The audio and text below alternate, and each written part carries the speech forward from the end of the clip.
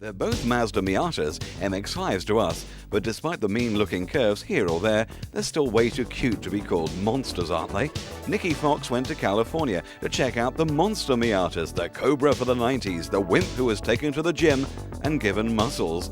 This one's been dreamed up by Monster Motorsports of Tuscaloosa, California, who like to rebuild cars in more interesting ways.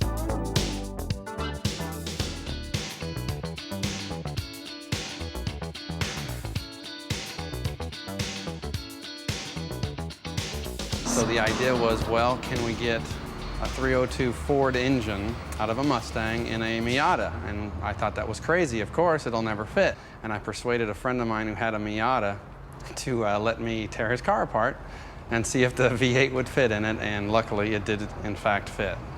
The first car was finished in late '91, and since that time we've built about 83 cars, including 9 Mega Monsters, which are the supercharged version.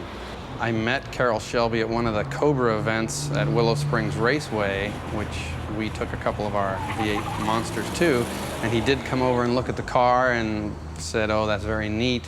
I haven't really sat down and talked to him to ask him, but he's got to love the idea, which was his idea, and that is lots of horsepower in a light little car. And this being California, the cars come in matching his and hers versions too. Just as well, it seems. It was called Keeping Our Marriage Together.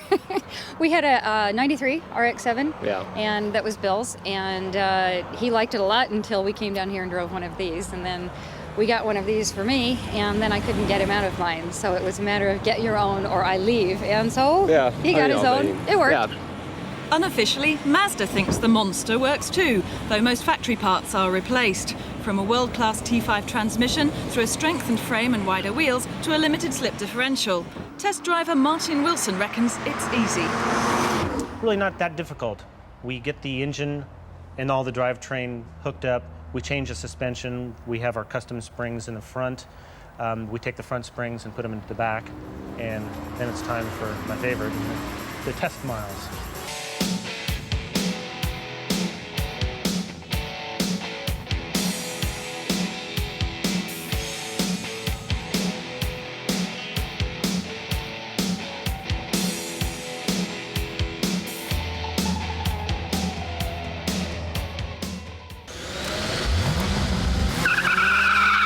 Nearly double the horsepower and 0 to 60 in 3.9. You get the idea. And he'll not keep his license long either, unless he's a cop, of course. The fun about the Monster is, for instance, I went up to Monterey on a trip and came back on the Pacific Coast Highway, which is a beautiful highway, and just got behind a 928 Porsche and absolutely wrecked his day. Because I never passed him, so all he saw was a Mazda Miata, or a Miata behind him, and he couldn't get rid of it. And he did everything he possibly could. He was hitting 140 miles an hour, he was jumping in and out, and every time he looked in his rearview mirror, I was right there. And I just stayed there for about 40 minutes, and then I pulled off on the side of the road and let him go. And I know he was back on his way to the Porsche dealership to find out what was wrong with his car. Now, for everyone in Britain who's just drooling over these cars, I know you're not doing right-hand drive versions at the moment, but what hope is there for somebody who wants the feel or the look of a Monster?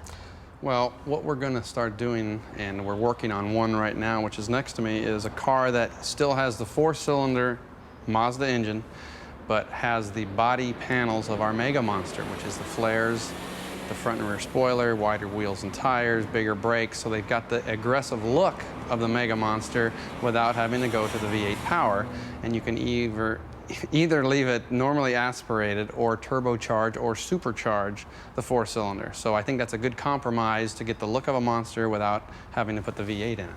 In California, they know their cars, and this little Monster's had more rave reviews than any other we've featured. I don't need any more convincing. All I need is a Porsche driver to annoy.